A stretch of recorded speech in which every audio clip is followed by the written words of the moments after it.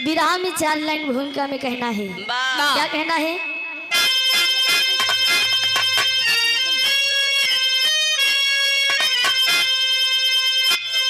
तो मराना कोई वीर पांडव शिविर में दुर्योधन को गम ये सताने लगा है। सेना नायक है भीष्म पितामह, उन पर भी शंका वो खाने लगा है। चल भीष्म के पास ही उनको मनाने, कुमति दिल में बाजा बजाने लगा है। पहुंचा शिविर में पितामह की जब है, झुका सर कुंवर जी सुनाने लगा।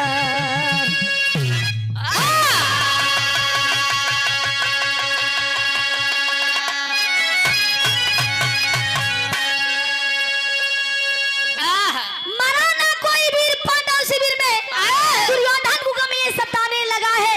बने सेना नायक है भीष्म पितामह, उन पर भी शंका वो खाने लगा है। ए भैया कव्वाली की टुकड़ा में कहना बा, बजा के बाद धीरज।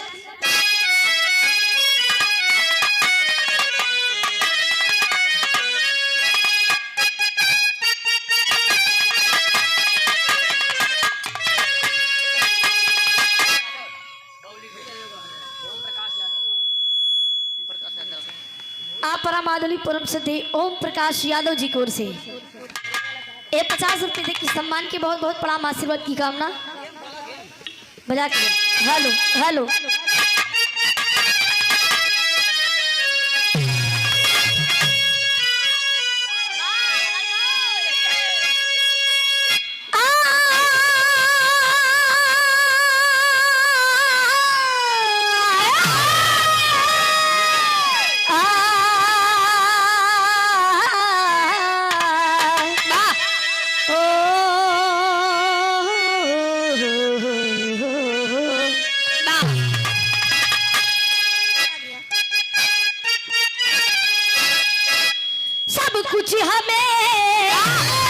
सब कुछ हमें अल्लाह की दिलबर किया है।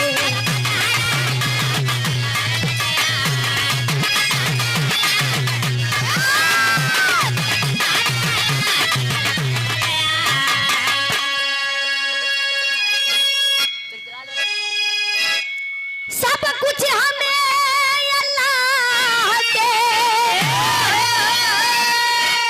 दिलबर ने दिया है। सब कुछ हमें अल्लाह के दिलबर ने दिया है। दिलबर ने दिया है, दिलबर ने दिया है।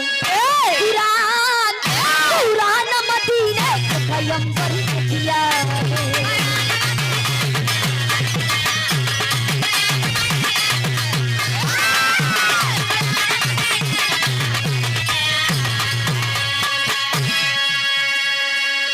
लेकिन इसी भाव में कहना बाटे, का कहना बा?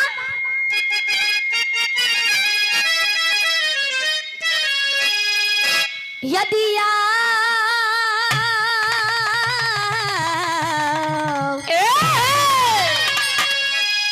ये बात हेलो ये बात ना दुर्योधन गंगा पुत्र भीष्म दादा से कहत हुआ। का कहत हुआ? यदि आप चाहले तो मुझे हम ही पाएंगे।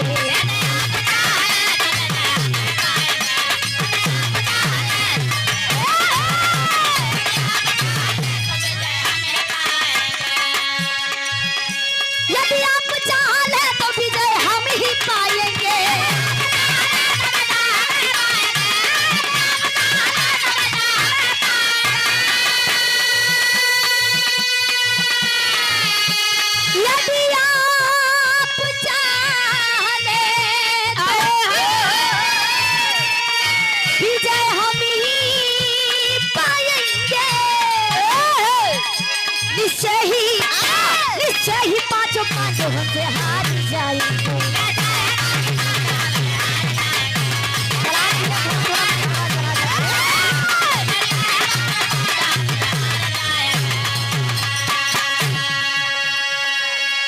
पहले कहानी की समझा लोगन ये महाभारत की कहानी बा ये भैया महाभारत की लड़ाई 18 दिन की थी आप लोगन जानत हुआ ए महाभारत की रचनाकार स्वयं कन्हैया भगवान थे कन्हैया भगवान जो चाहते थे उनके मर्जी से महाभारत की लड़ाई चलती चली जा रही है लेकिन ए भैया जौने समय महाभारत की लड़ाई शुरुआत हुई लगभग 8 दिन लड़ाई लगातार हुई कौरव और पांडव में जौने समय लड़ाई 8वें दिन को होता है भैया 8वें दिन की लड़ाई में हमारे भक्तगण है काउंटर से दूरी बना के रखे एक बार बोलो बद्रीनाथ धाम के केदारनाथ धाम के काशीनाथ धाम के आप लोग काउंटर से दूरी बना के रखे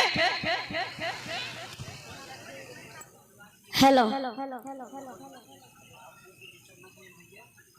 एक बार बोल दिया भैया गावत की बात बीच में डिस्टर्ब मत करा अब कुछ बोले को तो के बाद बोल ला फिर और काना भैया भैया 8वें दिन की लड़ाई में दुर्योधन की लड़ाई बड़ा महंगा पड़ गया 8वें दिन की लड़ाई में दुर्योधन 100 भाई थे दुर्योधन के 2-3 भाई उस लड़ाई के मैदान में मारे जाते हैं जो समय उनकी सेना पूरा धराशायी हुई तो दुर्योधन के बड़ा खल गया कि लगता ही लड़ाई के पीछे कोनो दाल में कलह कहानी बेगौर कर रही है भैया जौने समय दुर्योधन शिविर के अंदर गया जहाँ गंगा पुत्र भीष्म दादा बैठा हवन भीष्म पितामह जी बैठा हवन अपने ध्यान मगन में हवन तब जाए कि दुर्योधन कहन दादा पा लागी कहन जिया बेटवा कैसे आया दुर्योधन बड़ा आग बबूला रहे कहने दादा तनिक जबान संभाल के बात करिएगा भीष्म दादा कहन लागत बा कपार दुर्योधन के बड़ा जोर गरम बा बड़ा सोच बूझ के इनसी बात करेगी पड़ी कहन दादा भीष्म दादा कहन दुर्योधन से का बेटवा कवन बात है कहन कवन बात नहीं का बात हो गई है ये के पूछा कहन का बात हो गया है कहन आप हमारे से आप जैसे महारथी धनुधारी सेनापति रहते हुए हम लड़ाई के मैदान में हार जाई ई तो से बल देखन जा दे दादा भीष्म दादा कहन तब हम का कह सकी जवन होनी के बा तू हो के रही उ होनी के हम ना टाल सकब तो भीष्म दादा से दुर्योधन कहे देखा दादा दाल में काला कुछ जरूर बा आप हमरे लड़ाई के पीछे ना लड़त हवा हमका लागत अर्जुन 5 भाई की सहयोगी करत हवा आखिरकार में भीष्म दादा कहन तू का कहे चाहते यार कहन दादा हम यही चाहते हैं कि 5 पांडव को मार के और राजपाट के मालिक हमके बनाए था अब भीष्म दादा कहन अगर सर्वा की बात ना मानी तो बीच सभा में भरी दरबार में बेइज्जत हो हमरे ऊपर इतनी बड़ी कलंक लग गई बा कहानी पे गौर कराया भैया वही समय भीष्म दादा प्रतिज्ञा करते हैं कि दुर्योधन मैं आज इसी वक्त इसी समय मैं प्रतिज्ञा कर रहा हूँ कल की लड़ाई में 5 भाई पांडवों को मैं मार दूंगा और तुम्हें राजपाट का मालिक बना दूंगा भीष्म दादा इतना कहे के बाद दुर्योधन से कहे देखा जवन 2 जने के बीच में बात होत बा तीसरा मने के पता ना चले चाहिए दुर्योधन कहे लड़ाई की तैयारी करना दादा हमरे बाएं हाथ के खेल बा केहू को पता ना चली ए भैया देखा कहते नहीं अगर कोनो ऐसा बात हो तो पेट में पानी नहीं पचत बा एक गीत बा बजा के बा हेलो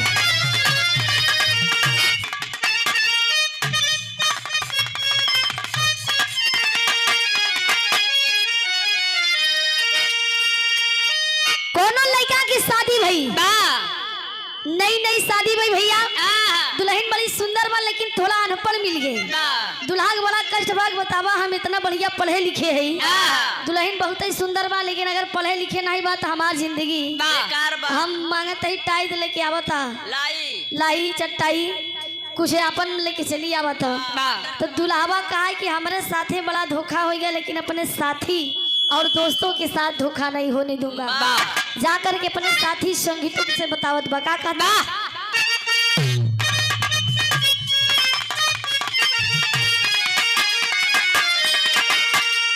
अरे शादी करके फंस गए भैया,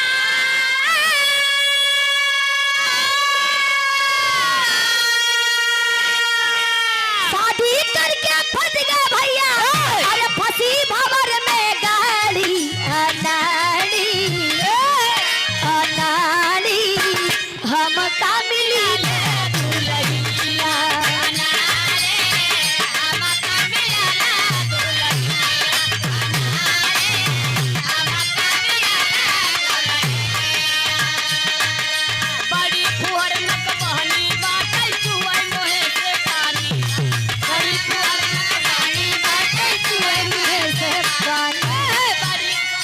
कहना बा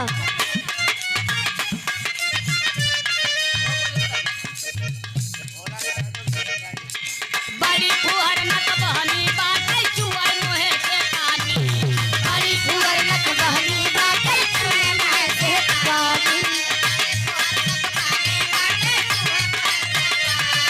अरे माँ जाई के ना बटुए बटुआ,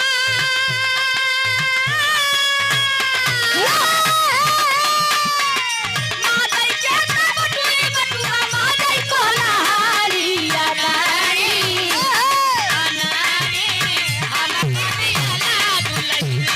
लो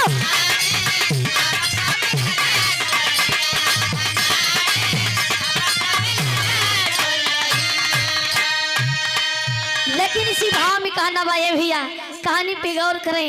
दुर्योधन के मन में लड्डू फूटा तना बा और मन में ऐसे बात बेधा था कि भीष्म दादा गंगा पुत्र भीष्म दादा पढ़ किया हवन कि कल के लड़ाई में अर्जुन पांचों भाई मारे जाएंगे और मैं राजपाट का मालिक बन जाऊंगा। जब मैंने राजमहल की ओर जाए लगने भैया जे रास्ता में एक चाचा दादा मिला थे जो हदी पदी में लागा था।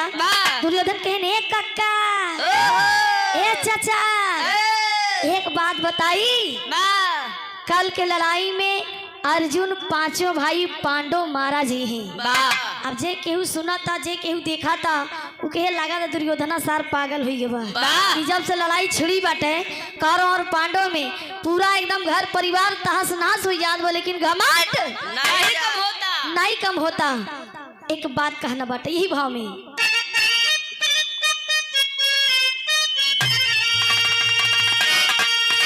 मन ही मन में लड्डू फूटे,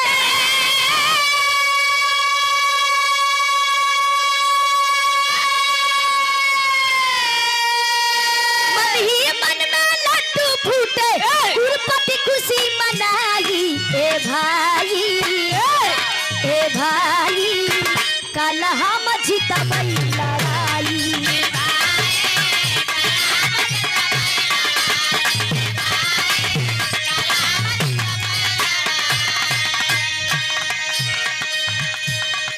भीष्म दादा पर कैली है पांच पांडवन मरी है,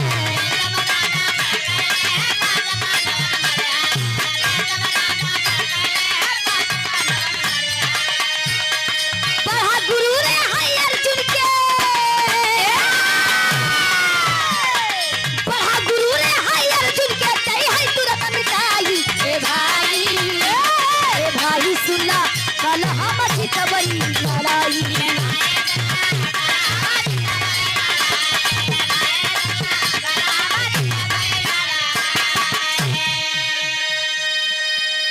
कहे कि ये भाई सुनला कल हम ये कक्का ये चचा ये भैया ये दादा कल हम लड़ाई जीत जाओ, आप पांचों पांडव अर्जुन हमसे हार जी है।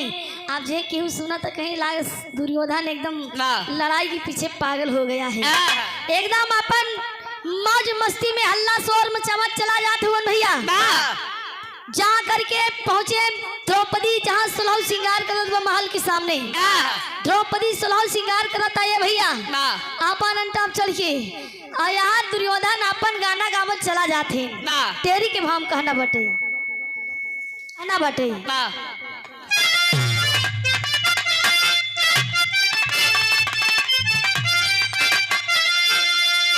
नयन से हंस की धारा बह चली अरे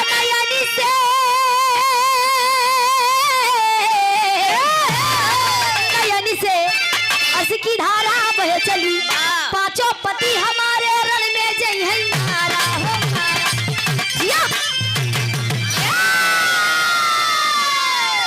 द्रौपदी दुर्योधन की बात सुन गई कि दुर्योधन कहा थवन कल के लड़ाई में भीष्म दादा प्रतिज्ञा कावन कि हमारे पांचों पति मारे जाएंगे। कुल सिंगार कई ले बा जैसे सिंदूर के डिब्बी खोल की मांगी में लगावे चाहता है भैया। दुर्योधन की आवाज सुन गई और हाथ से सिंदूर की डिब्बी गिर जाती है और रो के मन में बिलख के कहने लगी आज मैं सुहागन कल मैं अभागन। ये सोलह सिंगार के कवन मतलब बा जब कल हमार पांचों पति मारा जी है तो हम सोलह सिंगार के का फायदा हो। ए भैया इतनी बात सोच करके मन में एक बात ठान ली। द्रौपदी जाती है कन्हैया भगवान के शरण में दरबार पे दरवाजे के सामने खड़ी हुई के हाथ जोड़ के द्रौपदी भगवान कन्हैया से आवाज लगावता। कन्हैया भगवान कुल लीला रची हमन देखत हवन कि हमार वही द्रौपदी बड़े एकदम उदास हो करके मायूस हो करके अपने पति के जान के भीख मांगे खातिर आवता। और एक द्रौपदी एक बात कहती है कन्हैया से क्या कहती है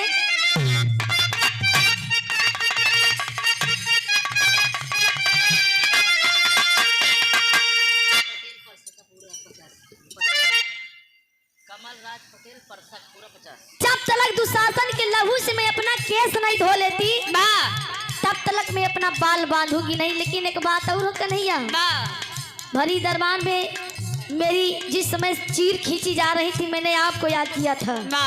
जब आपका लाज जात रही मान सम्मान जात रही पूरे समाज का लाज जात रही तब आप आए हमारे सारी का चीड़ बढ़ा दिए। और जब आज हमारा सुहाग उजड़े वाला बा हम विधवा होने वाली है तो आप चैन का नीच सोवत है हमारे साथे कितने बड़ी नाइंसाफी है।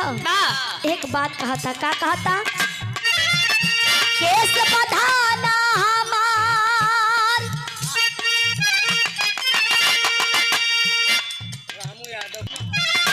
केस बधाना हमार पूरा भवाना करार केस बधाना हमार पूरा भवाना करा भीमपुर पति झगड़ावा कैसे रुकी।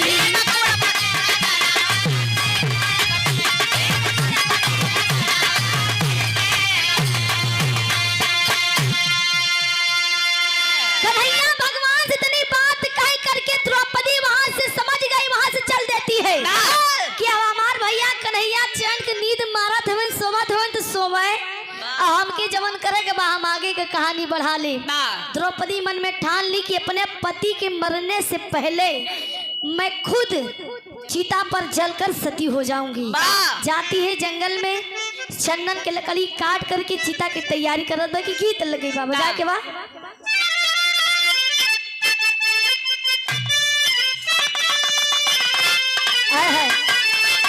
गीत के स्वर की जनाब हैदर अली गुरु जी गाया करते थे। कैसे गावे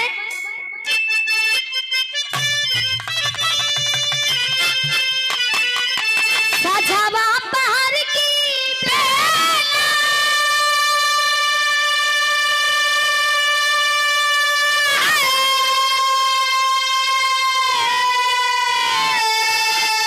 साझावा पहाड़ की बेला नदियां के तीर यही हो नदिया के तीर पुरवैया बहे या चरा उड़ेला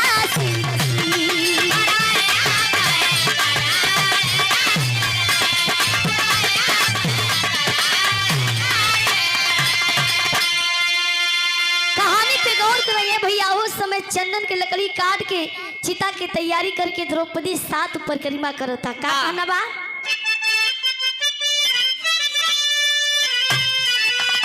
चितावा सजावली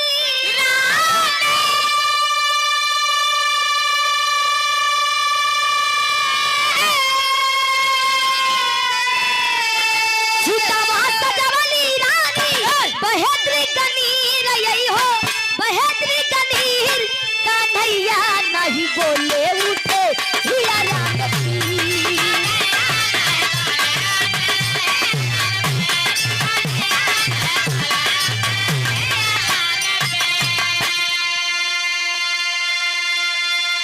सात परिक्रमा करके द्रौपदी चिता पे बैठ गई। वाह। और जैसे चिता पे बैठ गई वैसे कन्हैया भगवान समझ गए कि मेरी बहन द्रौपदी अपने पति से मरने से पहले सती हो जाएगी, वाह। हमें जाना चाहिए। वही जंगल में द्रौपदी के आगे आके प्रकट हो गए। कन्हैया भगवान कहने लगे, द्रौपदी मैं आपका भाई आ गया,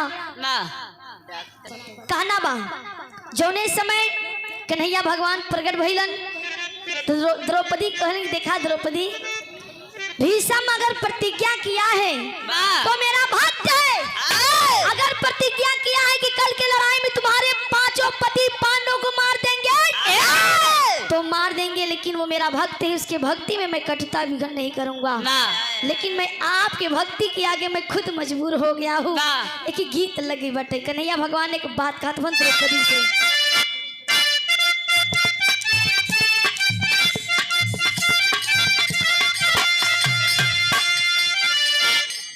ये गाना बड़ा पुरान है।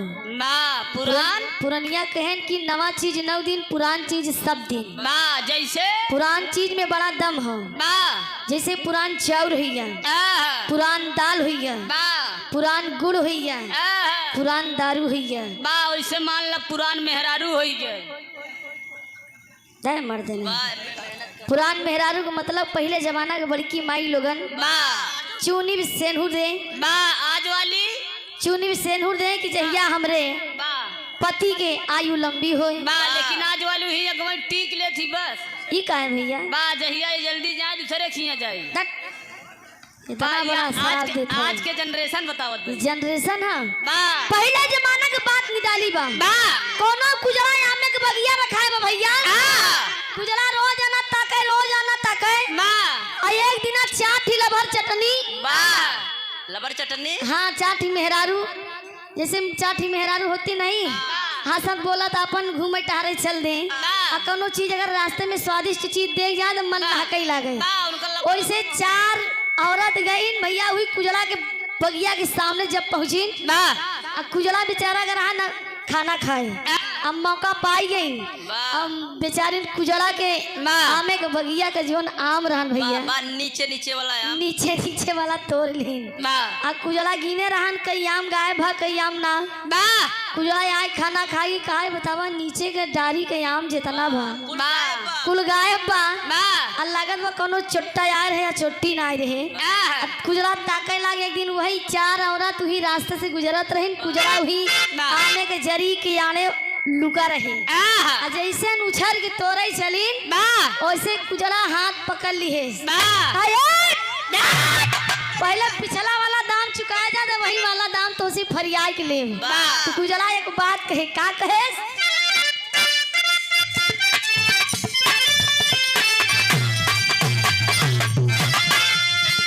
ये कहे खाही गैलू लंगड़ा और खाई गैलू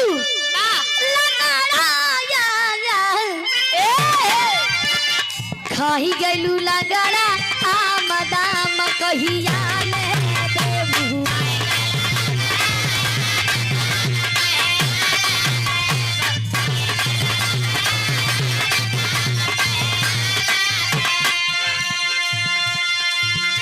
लेकिन इसी भाव में कहना बा, कन्हैया भगवान द्रौपदी से कहा था, भाभी जात हुई कुल फिंगर लगावत हुई तो का दिक्कत का बा हमें है? कोटेदार पकड़ पकड़ लगवावत ये दिक्कत बा। लेकिन कहना भाई ये आवाज एकदम डाउन हो गया भैया, तई बढ़ावा एके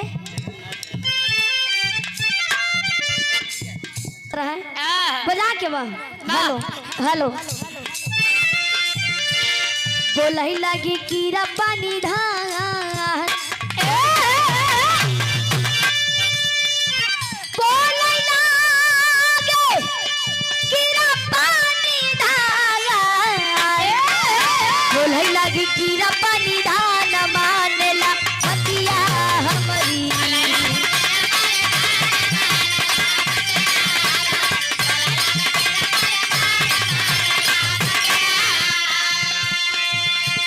कहिला प्रतिज्ञा भंग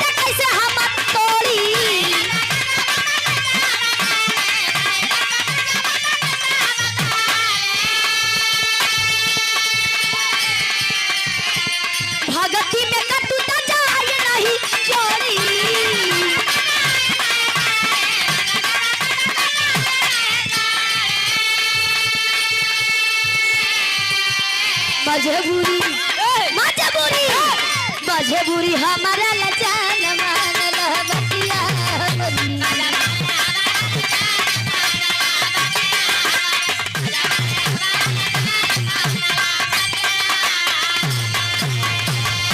कहानी पे गौर कराइए पंचों।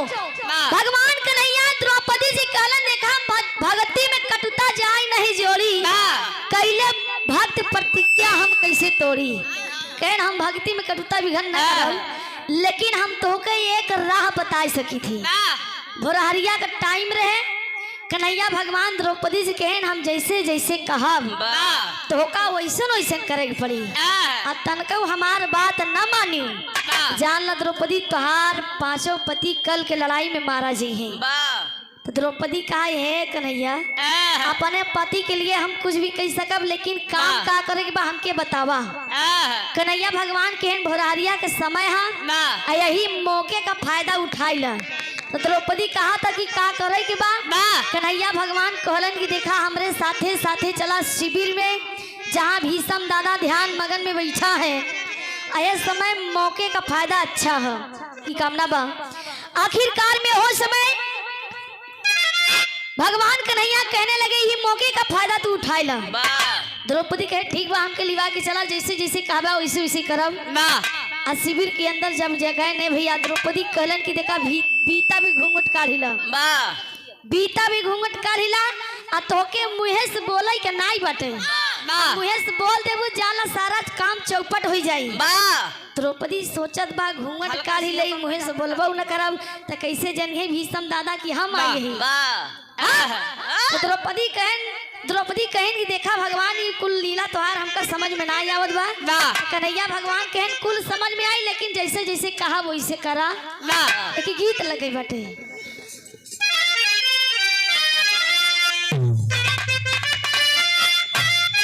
हेलो हेलो हेलो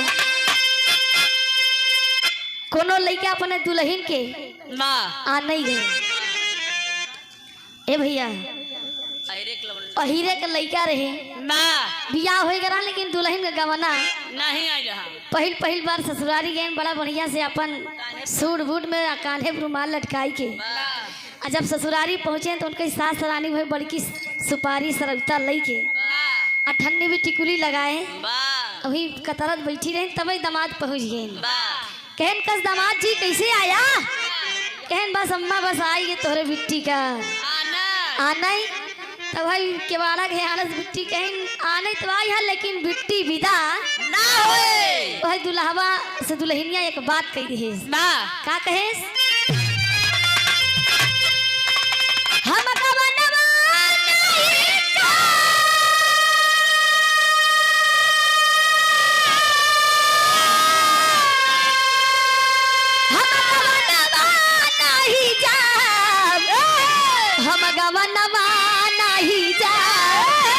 हम गवनवा नहीं जा नई नई प्रीत लगल यही रनवा हम गवनवा नहीं जा।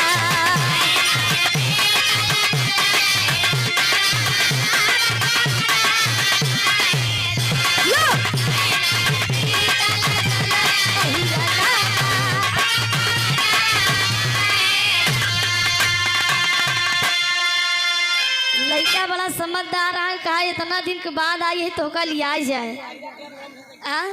लेकिन ए भैया अहिरा के लवंडा बोल पड़ा कहा तू कैसे लई के ना तू कैसे हमरे साथे ना चलबू। वही बोला था का कहा था पैसा ना जाए।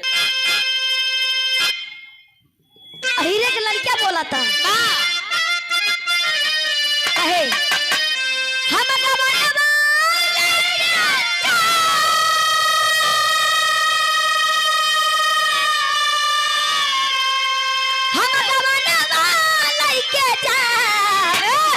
हम गवनवा लइके जा हम गवनवा लइके जा चाहे टूट पड़ई यही रनवा हम गवनवा लइके जा।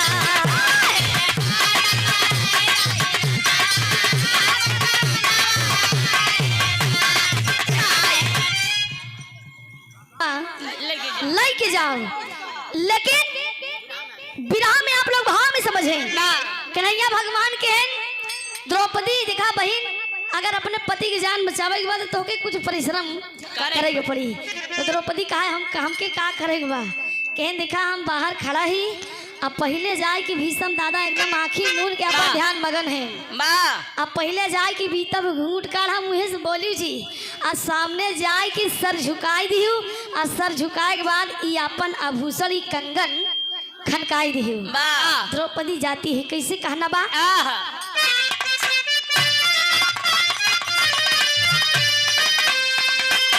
सर झुकाई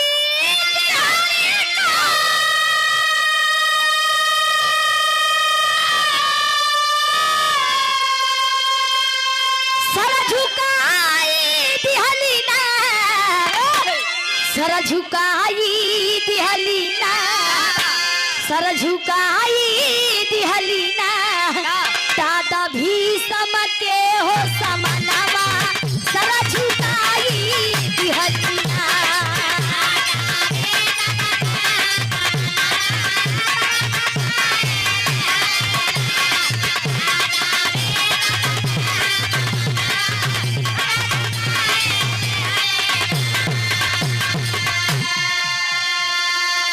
जाकर के बीता घुड़कारी के भैया द्रौपदी पांचाली गई भीषम दादा के सामने सर झुकाती है, सर झुकाने के बाद ये आभूषण कंगन खनकाती है। आई कंगन के झनकार सुन के भीषम दादा आखिए मुने मुने एक बात कहती,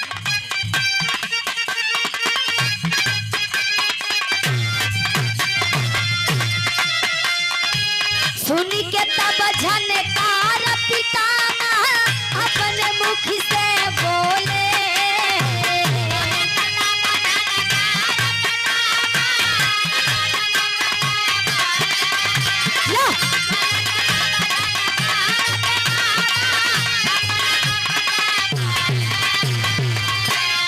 सुन के तब झनकार पितामह अपने मुख से बोले, धनिकार पितामह अपने मुख से बोले, सौभाग्यवती रहो तुम, तब नैनों को खोले है बहाई दिहलीना, है बहाई दिहलीना, नैना नीरा से हो रनिया, तब बहाई दिहलीना।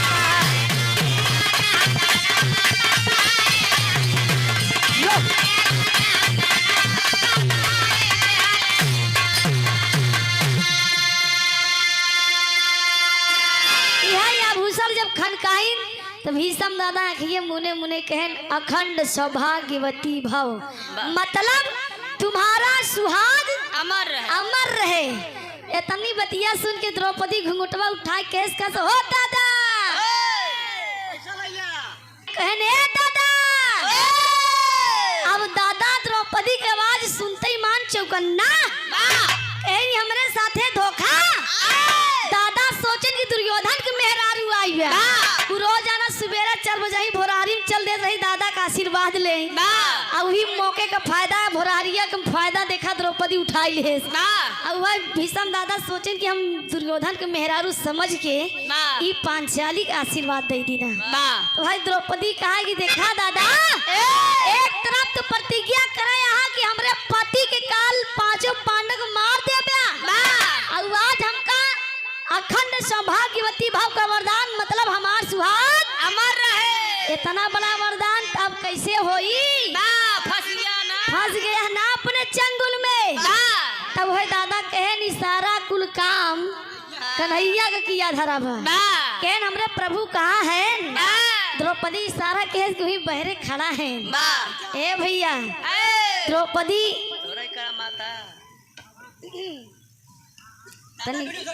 ध्रुपान थोड़ा काम करा भैया। आखिरकार में द्रौपदी एकदम खुश बा, लेकिन थोड़ा बड़ा मायूस है, मायूस है कि लड़ाई अबे जारी है, और भीष्म पितामह प्रतिज्ञा किए हैं। आखिरकार में कन्हैया भगवान के शरणों में जाके गिर पड़े। भीष्म दादा की गीत लगी इलाहाबाद के खाटी में, वाह।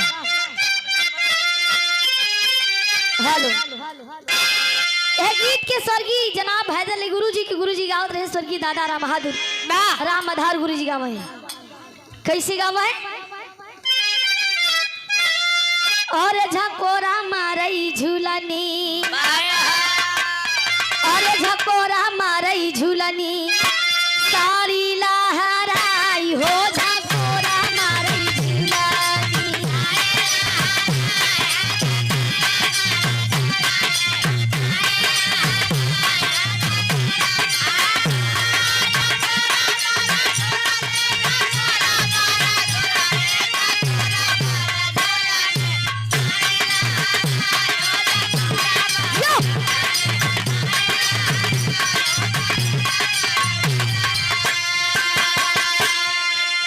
लेकिन हैदर अली गुरु जी तई बदल के गा दी रतौदिया जीजा वाले में। बतावा रतौदिया जीजा जो रहन, रतौदिया जीजा रहन। बतावा सारे के पूछ पकड़े पकड़े ससुरारी में दलानी घुस गए भैया। तू है गुरु जी गाय दिहन। अरे घुसुरी गवा बरधा, अरे घुसुरी गवा बरधा, करियई माझारी घुसुरी गवा बरधा।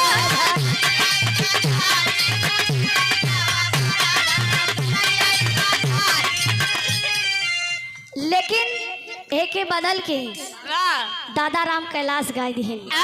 अरे पिया परदेसिया, अरे राजा परदेसिया, लावत के नाही आए पिया परदेसिया।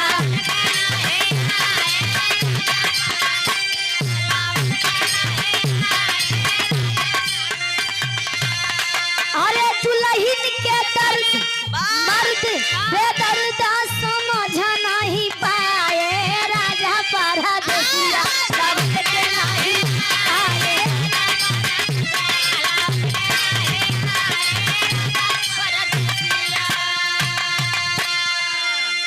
जाना भैया एक बदल के भी लहजे में गा दिए हैं स्वर्गीय जी लाल जी लहरी गुरु जी। फिर वही छाया हुआ नाम स्वागत मुन्ना जी की ओर से स्वागत किया जा रहा है। वेलकम भैया। ए 50 रुपए दे के सम्मान की बहुत बहुत प्रणाम। लहरी गुरु जी गाय दिए। अरे या भाई का देला बाट्याना, हम उनका नाय कहते हंस के झगड़ा ना लगवाया।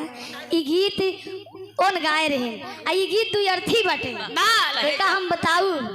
अरे या भाई गधेला बाट्याना, अरे कसम से गधेला बाट्याना, अरे एकदम से गधेला बाट्याना, तो सही ना पैबारे ली रे लाया भाई गधेला बाट्याना।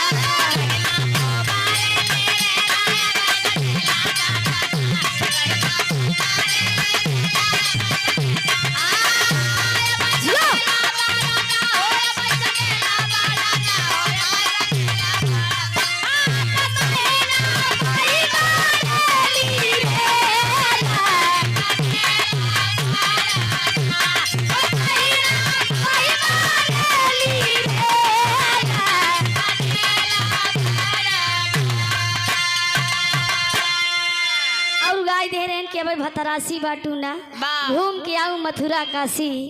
अब भतरासी वाली मतलब सूप नखा कह रहे हैं। कुल्लू घूम घाम के आऊ तो मर्यादा पुरुषोत्तम श्री राम लक्ष्मण जी से बियाह करे बदे बढ़िया बढ़िया एकदम उतलासी है।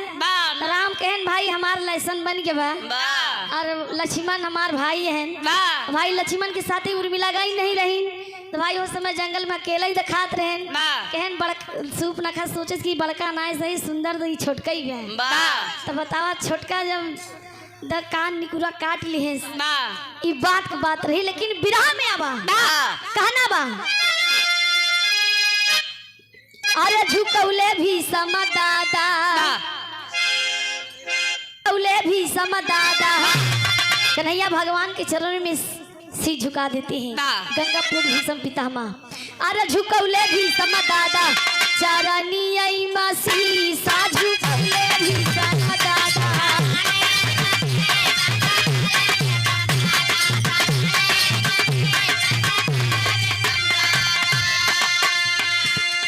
बोले भी सम तोहरी लीला बहुत न्यारी,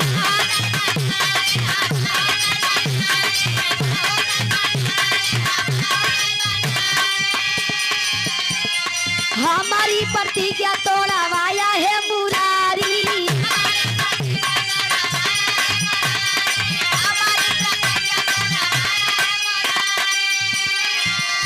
अरे अपने भागतवन के तेदा तू असीसा झुकौले भी समदादा शरणिया मसीसा झुकौले भी समदादा। कन्हैया भगवान के भक्त भीष्म पितामह भीष्म जी उठिए, जाइए लड़ाई के मैदान में अपनी सेना तैयार करके आइए, लड़ाई जारी रहेगी। यार कन्हैया भगवान अर्जुन का रथ स्वयं हकवैया थे। लड़ाई के मैदान कुरुक्षेत्र के मैदान में दुर्योधन अपनी सेना और अर्जुन अपनी सेना लेके आ गए। आल्हा के भाव कहना बा,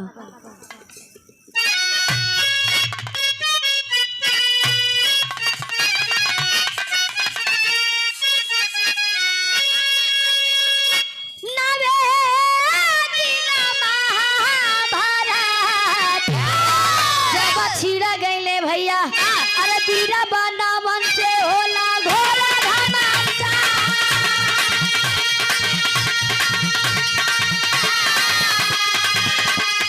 अरे बकराब बाण मारे बना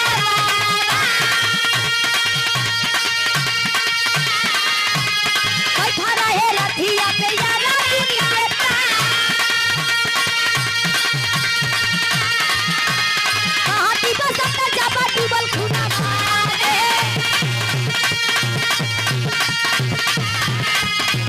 जावन मोरे रहले कृष्णा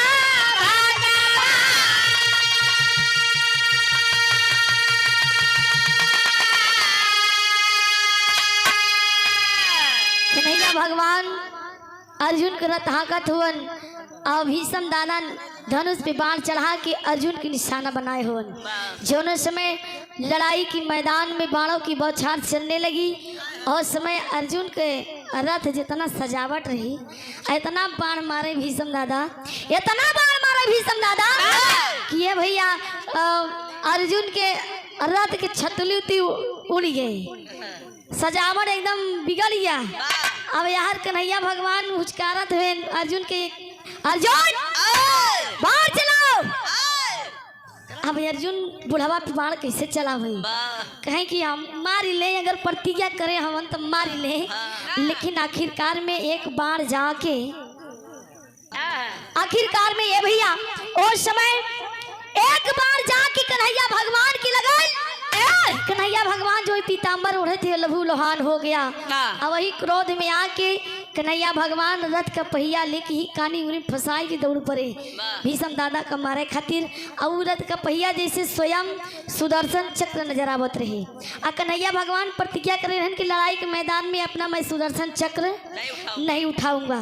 तो वही जब रथ का पहिया लगे दौड़ पड़े विकराल रूप धारण करके ये भैया, तब धनुष बाण रख करके भीष्म दादा कहें त्राहिमाम हे प्रभु आप जीते मैं हारा, आपकी लीला परंपार है, आप दुनिया के पालनहार हवन।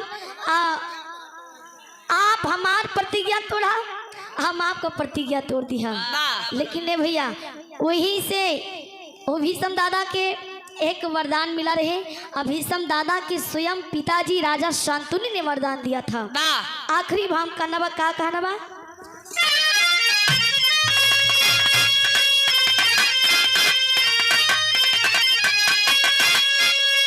कथनी कर दिया कि बराबर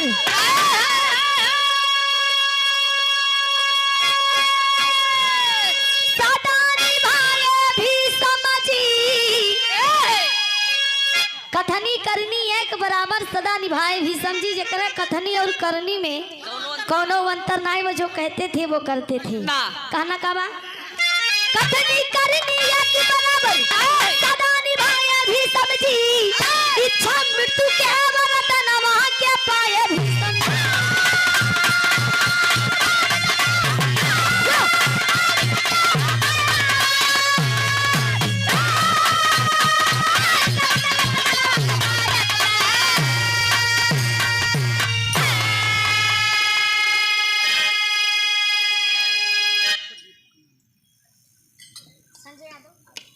था मृत्यु के मर्दनवा के पाए भी समझी।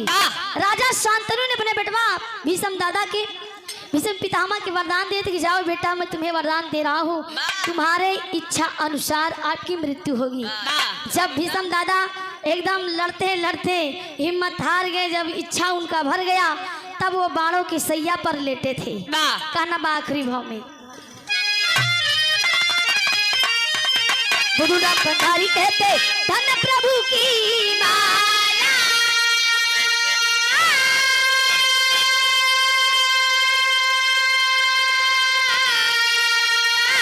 राम की गुरु बच्चा यादव लिखे मात की छाया।